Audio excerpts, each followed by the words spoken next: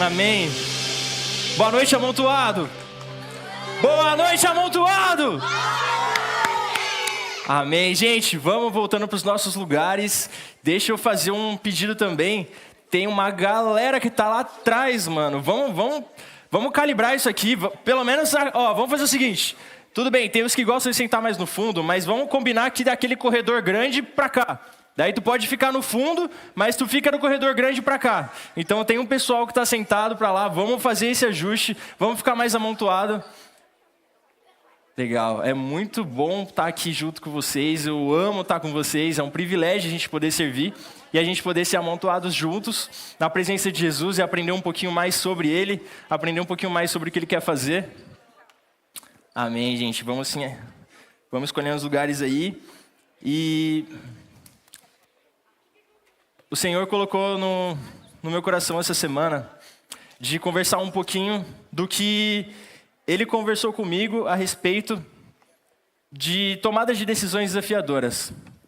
Amém? Conseguiram se encontrar aí, gente? Boa noite, amontoado! Boa noite, amontoado! Legal, gente. Meu nome é Gabriel. Sou casado com a Gabi. Somos pais da Sofia.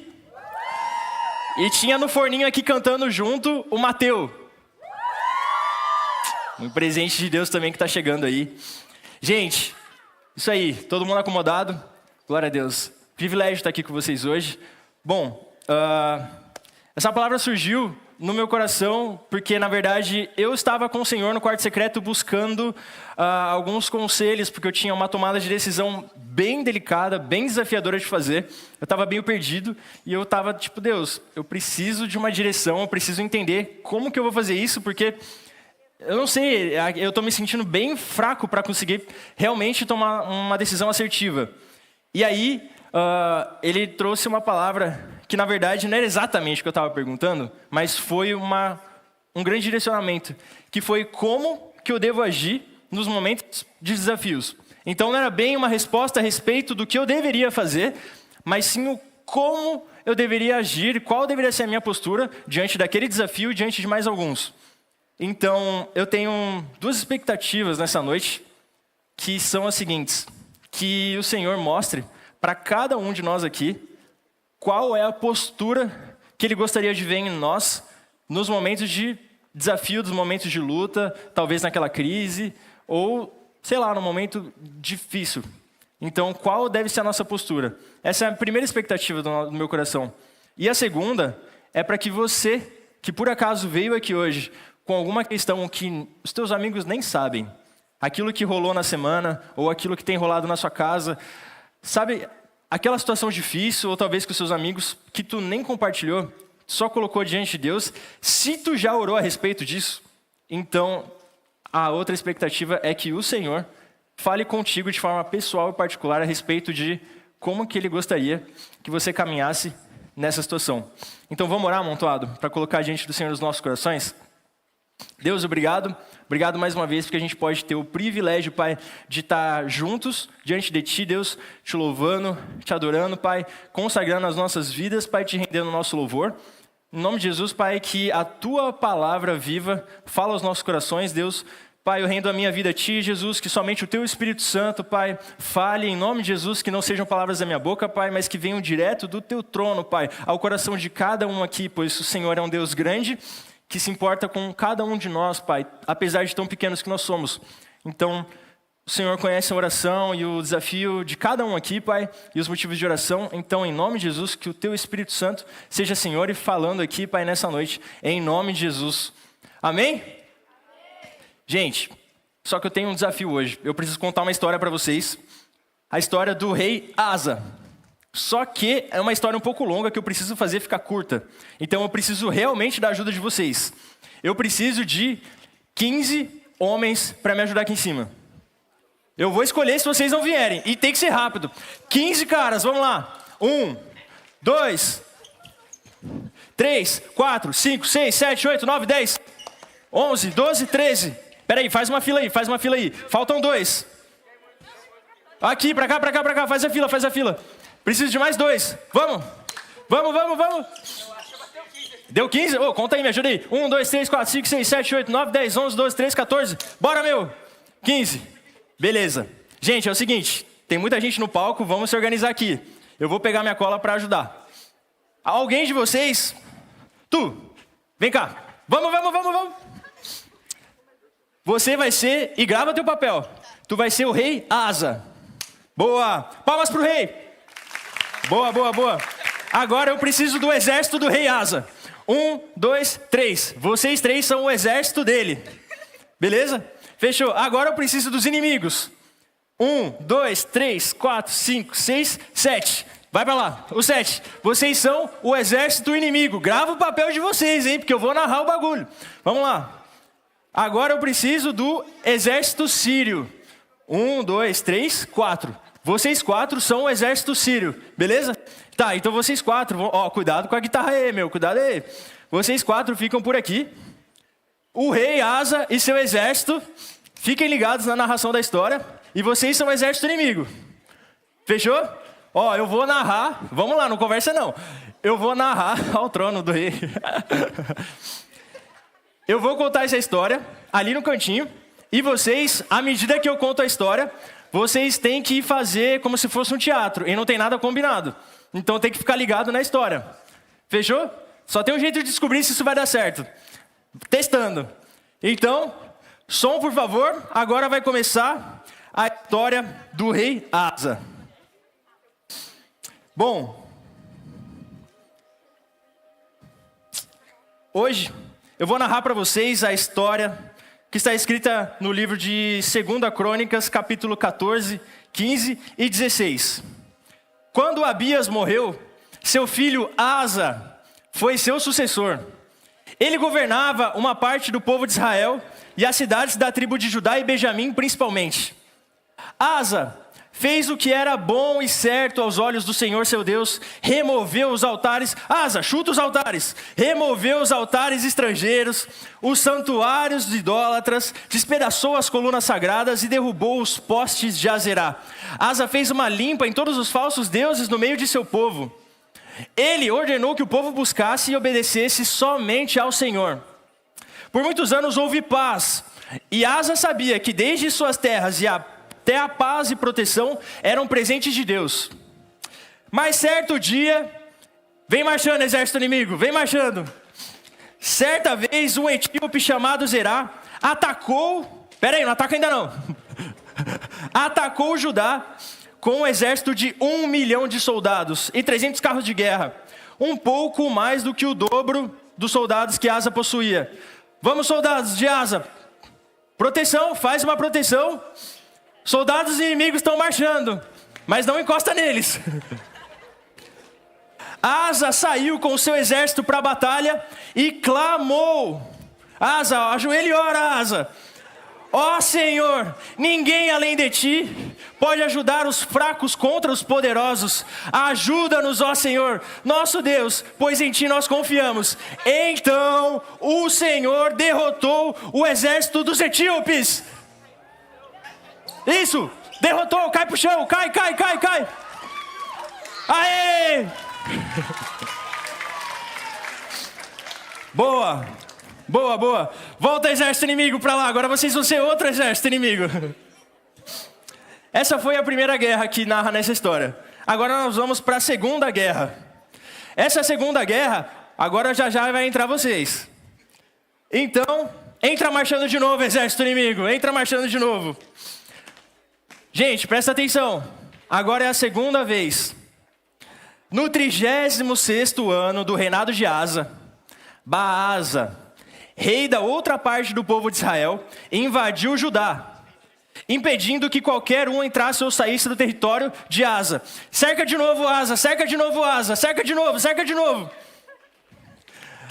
Dessa vez, em resposta, o rei Asa pegou todo o ouro e a prata que conseguiu, inclusive do templo do Senhor, e enviou para o rei da Síria. Ó exército sírio, presta atenção. E enviou para o rei da Síria, um rei pagão que confiava em outros deuses. Liga aí para o rei da Síria, Asa. Tem telefone naquela época. O rei da Síria aceitou romper a parceria com o exército de Baasa e ajudou Asa a combater o exército inimigo. Então, vamos, exército sírio, marchando, marchando. Parceria está chegando. E agora vocês e Asa vão combater o exército inimigo e vão morrer de novo. Vai, exército inimigo, morre de novo. Bah, que confusão essa guerra, cara. Muito obrigado. Muito obrigado, muito obrigado. Muito obrigado, guerreiros. Podem descer. Deus te abençoe. Muito obrigado. Pô, os caras ficaram chateados porque perderam a guerra 2 vezes. Obrigado, gente. Todo mundo conseguiu acompanhar. Ficou um pouco confuso. Essa guerra estava muito bagunçada. Mas vocês entenderam? A primeira guerra. O que o rei Asa fez? Beleza. E o que ele fez na segunda guerra? Beleza. Quem mais? Aqui o pessoal não entendeu. O que aconteceu na segunda guerra? Ah, ninguém entendeu nada. Na segunda guerra, Asa fez uma parceria com o exército inimigo. Isso aí, com o exército pagão, o exército da Síria. Legal, gente. Agora, antes de eu falar a nossa percepção bíblica a respeito do que aconteceu, eu queria fazer uma pesquisa com vocês. Todo mundo entendeu as histórias? Então, beleza. Quem aqui acha que Asa foi um rei temente ao Senhor? Fala, eu. Tá, ok. Então, beleza. Boa pergunta. Na primeira ou na segunda guerra? Não sei, é só uma pesquisa. Quem aqui acha que Asa foi um rei muito estrategista e ganhou as 2 guerras? Agora ficou um pouco mais difícil. Ele ganhou as 2 guerras? Ganhou? Beleza. Viram como fica um pouco mais difícil entender a perspectiva, dependendo da pergunta que faz? Asa foi um homem temente a Deus? Todo mundo falou, sei lá, no final ali a segunda guerra estava meio estranha. Agora, se eu falar, Asa foi um rei muito estrategista e ganhou as 2 guerras, todo mundo vai falar, pô, com certeza. Pô, ele ganhou as 2 guerras, é verdade. Bom, esse é um pouco do desafio e foi bem aí que o Senhor me pegou assim, de jeito nessa história, porque eu não esperava o que ia acontecer depois. Essa narração aqui, apesar de um pouco engraçada, ela vai até o capítulo 16, ali no versículo 6, mais ou menos. E aí, no versículo 7, acontece o seguinte. Então, no telão, por favor, e podem abrir a Bíblia de vocês no aplicativo ou a Bíblia de papel, que seria melhor ainda. 2 Crônicas, capítulo 16, 3 versículos, 7, 8 e 9. Todo mundo? Beleza, vamos lá. Vamos ler junto no telão? Versículo 7. Por esse tempo, o vidente Anani foi a Asa, o rei Asa, o rei de Judá, e lhe disse, uma vez que você confiou no rei da Síria, em vez de confiar no exército inimigo, o seu Deus perdeu a oportunidade de destruir o exército do rei da Síria. Você não se lembra do que aconteceu aos etíopes, aos líbios e ao seu exército enorme, com todos os seus carros de guerra e cavaleiros? Naquela ocasião, você confiou no Senhor, e Ele os entregou em suas mãos. Próximo. Os olhos do Senhor passam por toda a terra para mostrar a sua força àqueles cujo coração é inteiramente dedicado a Ele. Como você foi tolo, e de agora em diante haverá guerras contra você. Vamos orar? Deus, obrigado, Pai, pelo privilégio, Deus, de conversarmos um pouco a respeito da Tua palavra. Senhor, eu te peço que o Senhor abra os nossos corações, abra os nossos ouvidos, Pai, para que nós possamos Te ouvir, Jesus, e entender o que o Senhor quer trabalhar em nós, primeiro nas nossas vidas, Pai, e através de nós. Nos ajuda a ver como o Senhor vê, nos ajuda a falar como o Senhor fala, nos ajuda a pensar como o Senhor pensa, Pai. Esse é o desejo do nosso coração, em nome de Jesus, Pai. Amém. Gente, é muito interessante essa história, porque quando eu li, eu estava empolgado, eu falei, caraca, mano, que diferente. Pô, o rei primeiro venceu a primeira guerra, orando, o Senhor foi lá e derrotou o exército. Na segunda, caramba, ele fez um negócio diferente, ele fez uma parceria, e aí se juntaram e derrotaram. Só isso. E quando veio os versículos 7, 8 e 9, eu realmente, sinceramente, eu fui pego de surpresa. Porque eu fiquei, nossa, eu não esperava isso. Porque ele venceu a batalha, cara. Ali no texto não fala que ele pecou. Fala que ele fez uma parceria com o exército da Síria. Só que a gente sabe que o exército da Síria, os sírios ali, são povos pagãos, é um povo pagão que não serve a Deus. E aquilo mexeu no meu coração. Então, eu queria compartilhar com vocês 3 lições que o Senhor falou no meu coração a respeito dessa história. Beleza? Então, a primeira lição dessa história: não negocie com o pecado. Cuidado com a relativização. Cara, eu ainda fico constrangido de pensar como não me estranhou, como não me causou estranheza o fato dele dele fazer uma parceria com o povo pagão. Aqui talvez tenha ficado um pouco mais claro, porque eu ainda fiz questão de ressaltar o povo pagão e tal. Mas no dia a dia, isso é um pouco mais desafiador. Mas eu queria explicar para vocês o que significava naquela época a guerra. Porque, poxa, hoje em dia, graças a Deus, a gente não vive num lugar que tem guerra. Então, é algo um pouco longe da nossa realidade até de compreender de verdade o que significa. Então, vamos lá. Naquela época, a guerra era de fato algo que podia acabar com aquela cidade, acabar com aquele povo, literalmente matar as pessoas que estavam ali. E parece redundância, mas a gente tem que entender o peso daquela situação para o povo. E, naquela época, as guerras eram um ambiente de crise, ou seja, pelo conflito, que revelava também em quem o povo confiava. Qual era o Deus que o povo confiava? E também, lembra que a gente está falando aqui do Antigo Testamento. Jesus não tinha morrido aqui ainda pelos nossos pecados. Então haviam sacrifícios a Deus, como oferta de pedido de perdão, de cobre os nossos pecados, parcial, temporária, até que Jesus fez isso plenamente e perfeitamente. Mas, olha só como isso acontecia no ambiente da guerra. O Senhor era adorado ali no meio da crise. Mas os outros povos faziam a mesma coisa. Também para os falsos deuses deles. O que significava essa parceria na prática? Ali no dia a dia deles. Porque aqui eu resumi, e essa guerra bagunçada durou alguns minutos. Mas a gente está falando de um cenário de guerra de verdade, que não durou minutos, não durou poucos dias. Então, se eu tinha que estar junto com um outro povo, um exército sírio, quer dizer que para essa parceria dar certo, os sírios tinham a liberdade de adorar o Deus deles da maneira como eles bem entendiam, só que junto com o exército do rei Asa, que teoricamente poderia estar louvando a Deus e fazendo sacrifícios a Deus no meio desse conflito. Então, olha como fica uma coisa estranha. Olha como a gente, para fazer certas parcerias e certas negociações, a gente precisa abrir mão de uma certa exclusividade do quê? Da adoração ao Senhor.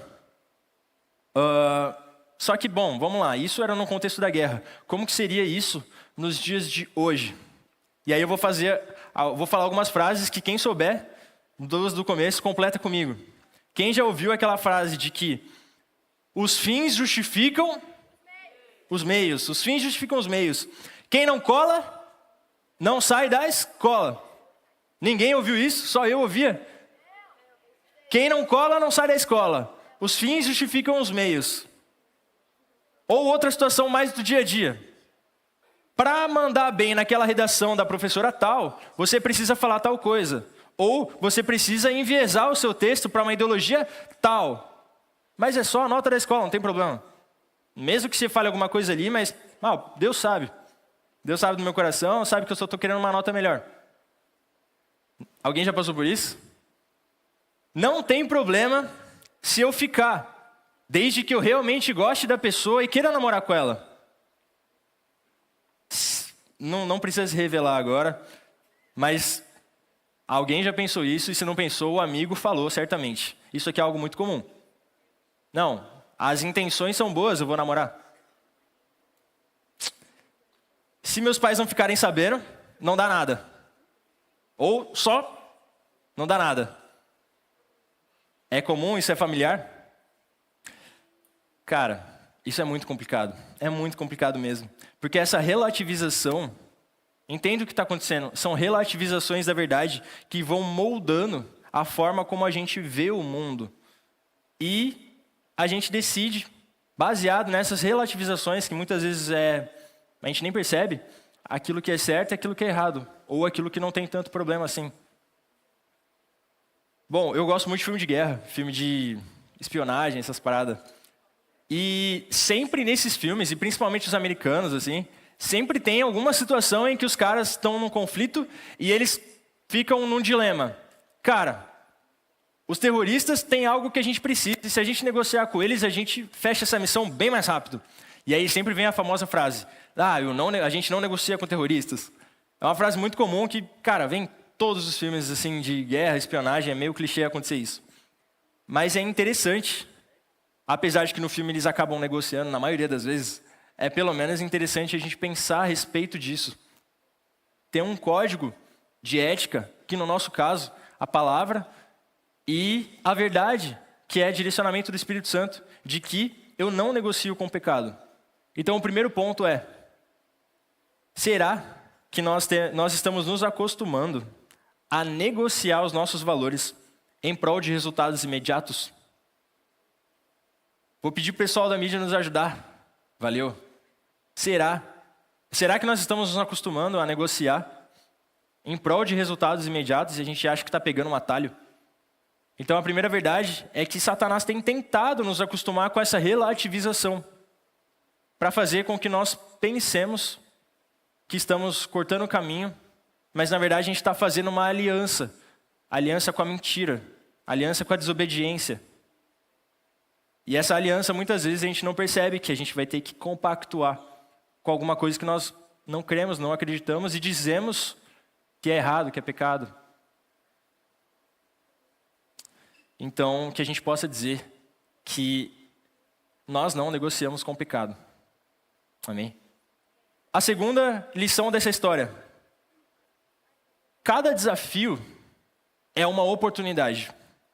Cada batalha que nós passamos, cada crise, cada luta, cada situação é uma oportunidade, ou pode vir a ser uma oportunidade, dependendo de como a gente toma esse rumo, de glorificar o nome de Jesus, de glorificar o nome do Senhor, não só nas nossas vidas, mas também através das nossas vidas. Então, lembram da Primeira Guerra? No meio da crise, em completa desvantagem, talvez eu passei um pouco por cima, mas eu tentei fazer a proporção aqui. Ele tinha 3 carinhas e o exército inimigo tinha 7. Na Bíblia fala também que o exército inimigo era quase 3 vezes maior. E a gente está falando de um exército. Então, um lado tinha de 300 a 500 mil, o exército do rei Asa, e o outro tinha 1 milhão, mais de 1 milhão de soldados. Então, era de fato um momento bem desafiador para ele. Ele estava na maior crise que ele podia acabar se metendo como rei. Então, ele de fato estava em minoria na Primeira Guerra. Mas ele teve uma postura de buscar o Senhor. E o Senhor entregou essa guerra que não tem cabimento nenhum, humanamente falando, dele ganhar. O Senhor entregou nas mãos deles e eles venceram. Então, essas incoerências, essas histórias de coisas malucas que acontecem na vida daqueles que permitem o Senhor trabalhar, elas servem de oportunidade de falar de Jesus, oportunidade de mostrar Jesus, porque aqueles que estão ao teu redor e vê, não vão te ver, porque tu estava em minoria até agora há pouco. Vão ver o que o Senhor fez na tua vida, porque humanamente falando, não tem como. Então foi uma situação muito interessante. Eu tenho uma tendência, e eu luto contra a ira. E eu tenho uma tendência de, geralmente, em alguns momentos de desafios, eu quero brigar pelos meus direitos. E poucas. Nem que para isso seja mal educado, nem que para isso eu bata a boca. E eu sei que eu estou errado. Eu sei que eu luto e tenho lutado e vencido contra isso. Mas, cara, é um desafio. Então, vou dar um exemplo para vocês. Hoje, eu estou no meio de uma situação que é a seguinte.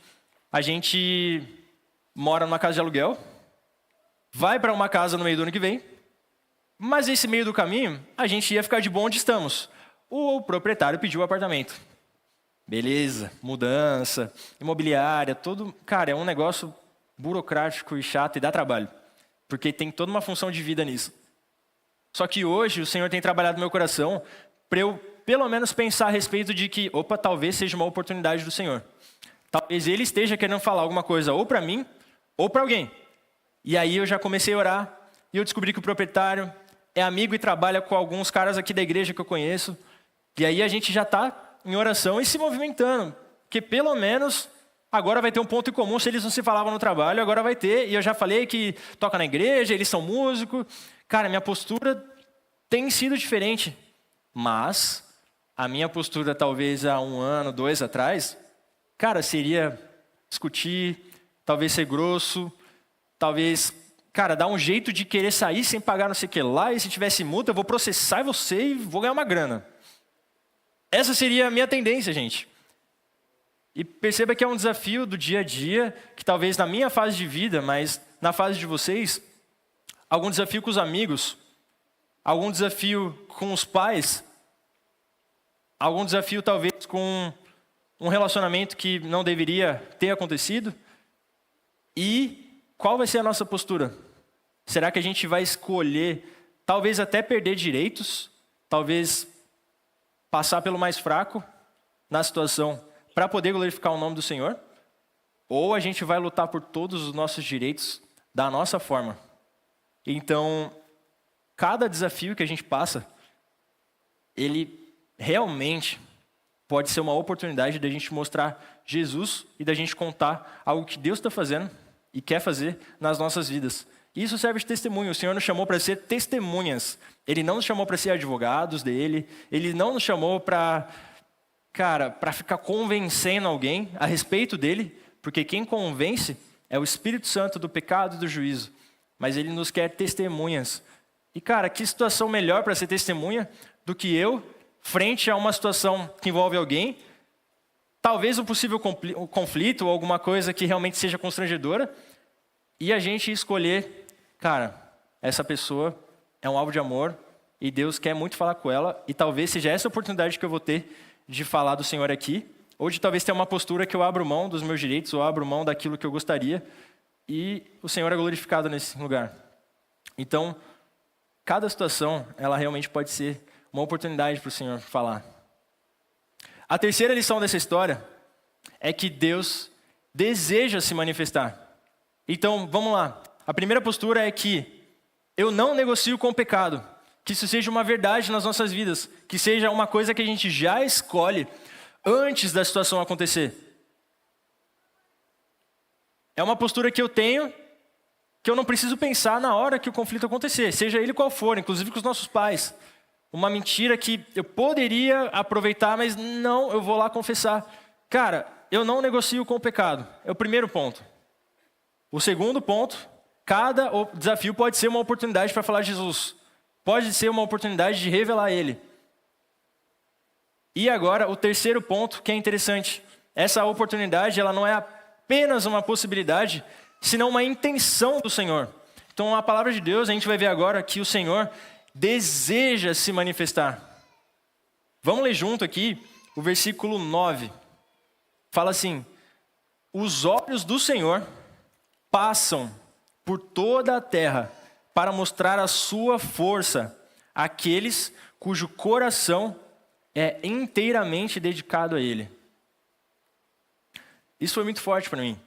Foi muito forte porque o Senhor conhece os nossos corações, o Senhor conhece o nosso dia a dia. Ele sabe, inclusive, se de repente na escola a gente tem vergonha de parecer crente. Ele sabe, inclusive, o que nós olhamos e acessamos e escutamos.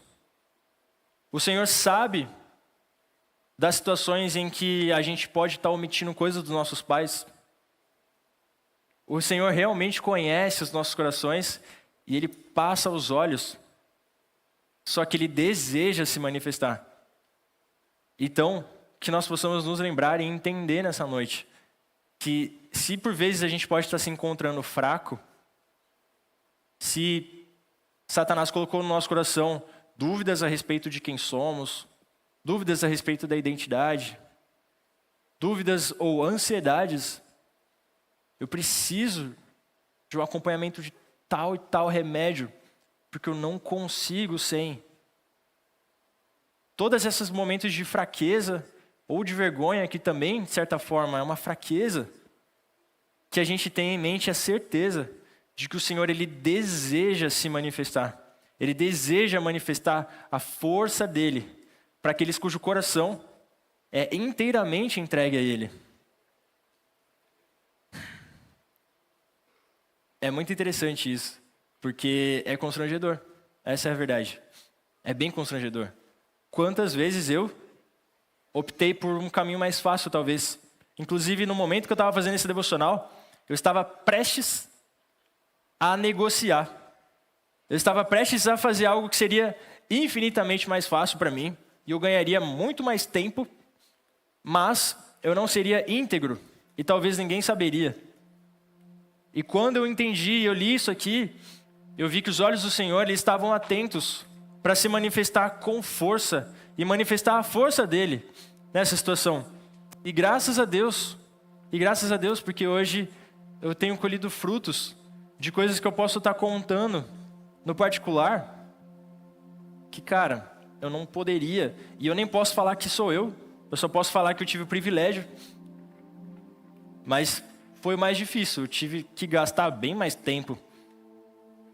Então, cada um aqui tem uma situação, seja com um amigo, seja na escola, seja aquele pecado que tu não está querendo abrir mão, ou acha que ninguém sabe, então não vai dar nada. A realidade é que o Senhor quer se manifestar. E se tu precisa ter, talvez, uma conversa difícil com alguém, para poder romper esse ciclo de pecado, seja dar uma mentira, ou seja de estar escondendo alguma coisa dos pais ou de alguém, cara, é uma conversa talvez desafiadora de fazer. Mas justamente nesse momento desafiador é onde o Senhor ele quer se mostrar para você. E naquela situação ele vai se mostrar também para outra pessoa. Que tu não sentiu vergonha de falar a respeito dele, e nem sentiu vergonha de pedir perdão e voltar atrás também. Porque nós erramos. Sabe? Eu sei que não é a melhor ilustração que eu poderia trazer, mas é pelo menos interessante. Quando eu estava lendo e pensando a respeito disso, eu lembrei que nós somos cooperadores de Cristo. Ele que faz, a glória e a honra é dele, mas ele nos deu o privilégio de participar. Seja para falar dele para alguém que está sofrendo de ansiedade do nosso lado, e a gente está com vergonha. Cara, ou N situações, tem algum amigo nosso que está passando com um baita perrengue em casa com os pais, ele tá triste e a gente não consegue trazer uma palavra. Cara, situações assim, nós somos cooperadores, porque é o Espírito Santo dele que conforta, mas ele nos dá o privilégio de participar disso. Então eu imagino isso como se fosse um jogo. Cara, é tipo um jogo de vôlei, onde tem um time, um recebe, o outro levanta e prepara, e alguém vem e corta ou passa para o outro lado. E esse jogo fica. E cara, é interessante porque esse versículo 9, o Senhor passa os olhos procurando alguém que tem um coração voltado para Ele, para que Ele se manifeste. Então Ele está o quê? Ele está atento. O Senhor está atento à sua semana, o Senhor está atento àquilo que tu pensa, às suas dificuldades, aos seus desafios, e também Ele está atento aos teus amigos. A grande questão é, eu estou tocando a bola para Ele? Ou eu sou aquele fominha, que eu quero levantar, eu quero ajustar, eu quero cortar, e eu erro? Esse que ainda é o pior. Mas ainda que eu acertasse e eu achasse que eu estava acertando, o rei Asa também venceu a batalha. Onde ele quis levantar, ele quis preparar a bola, ele cortou e no final das contas ele perdeu. Ele perdeu porque ele basicamente colocou a confiança dele no que ele podia fazer com as próprias mãos. Ele colocou a confiança dele na parceria, naquele parceiro gente boa, que a gente sabe que para fazer uma parada juntos, a gente vai ter que estar no meio de uma conversa que tem palavrão, que tem besteira, que tem um montão de coisa. Tem uma bolada de coisa que, na verdade, a gente vai ter que, então, compactuar. Então, nessa noite, e para fechar, eu queria que nós pensássemos a respeito da nossa semana. Pensa como que foi a tua semana até aqui. Pensa como tem sido os seus desafios, o que tem estado no teu coração. De repente é só um momento de decisão. Cara, não é crise nenhuma. Parece exagero falar de guerra. Não, é uma decisão. Às vezes, eu quero porque quero mudar de escola. Eu quero porque quero que o ano que vem eu faça tal coisa, tal curso.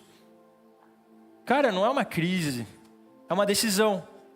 Mas às vezes é uma decisão difícil, porque os teus pais querem uma coisa, tu quer outra. Isso pode vir a ser um conflito. Eu já tive algumas dessas com os meus pais também na minha época que estava em casa com eles. Um quer uma coisa, outro quer outra. E aí? Mas que o Senhor possa estar entendendo o nosso coração. Quais são as intenções do teu coração? Será que você tem realmente colocado Ele ali e falado, Deus, olha só, eu queria muito tal coisa, mas a realidade é que eu não sou tão bom quanto eu acho que eu sou.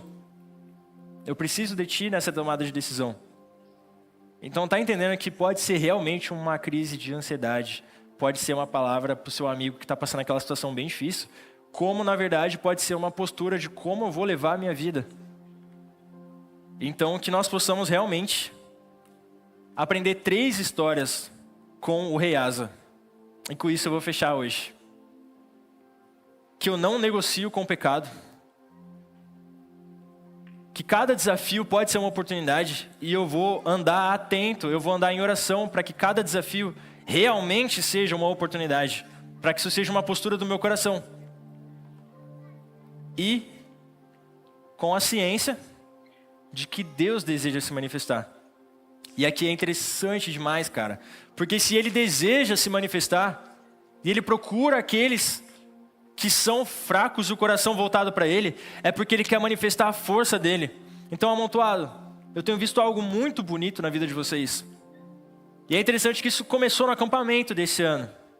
Naturalmente tem toda uma trajetória até lá. Mas especialmente o Senhor derramou uma graça sobre o amontoado no acampamento desse ano. Ele derramou autoridade sobre a vida de cada um de vocês. Ele derramou realmente uma unção diferente do Espírito Santo dele sobre a vida de vocês. E é bonito ver como a gente não precisa ficar forçando, nem incentivando muitas vezes, ou talvez indo lá apoiar uma coisa que tem surgido naturalmente nos corredores, durante o louvor. Vocês têm orado uns pelos outros. Vocês têm sido mais atentos àquela pessoa que chegou hoje e não conhece ninguém. Ou talvez aquele amigo que está um pouco mais isolado e está um pouco mais quieto do que ele costuma ser. E vocês têm derramado amor na autoridade do Espírito Santo sobre a vida deles, sobre a vida delas. Realmente eu preciso que vocês entendam que o Senhor tem coisas extraordinárias para fazer nesse tempo. E não é esse privilégio realmente não é nosso da liderança. A gente vê que está na mão de vocês. O Senhor deseja se manifestar através da vida de vocês. Na escola, nos lugares onde só vocês vão chegar. Para aquela amiga que só abre o coração para você. Porque ela sente confiança e não é porque você é legal pra caramba. É porque o Senhor derramou uma graça especial de compaixão e misericórdia sobre a sua vida, para que você fale e ministre. Mas isso é uma oportunidade. A questão é, você vai aproveitar essa oportunidade e vai tocar bola para o Espírito Santo fazer o que Ele quer fazer? Mas dá vergonha. E é justamente aí que a gente vê a diferença depois do que acontece. É justamente aí o ponto entre uma oportunidade e uma história de milagre. É justamente aí o ponto da questão. Mas dá vergonha. Mas eu não sei como falar. Grava pelo menos esse último versículo.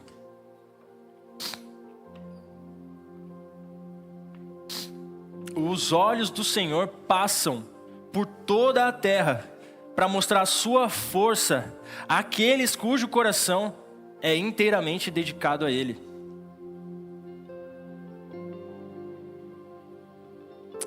E com isso eu queria fechar com uma oração. Então, vamos fechar os nossos olhos, aí onde a gente está mesmo. E coloca diante de Deus uma pergunta. Fala: Deus, o que tem atrapalhado a minha semana? Eu tenho negociado com a mentira? Eu tenho escondido e achado que o Senhor não vê? Será que eu tenho negociado com a vergonha de me posicionar como teu filho amado na minha semana? Será que eu tenho negociado com a vergonha de não fazer parte do grupo? Coloca diante de Deus nesse momento que tu comece com a sua própria oração. Ou então tu pode colocar diante de Deus também aquela situação que tu pode estar no meio passando.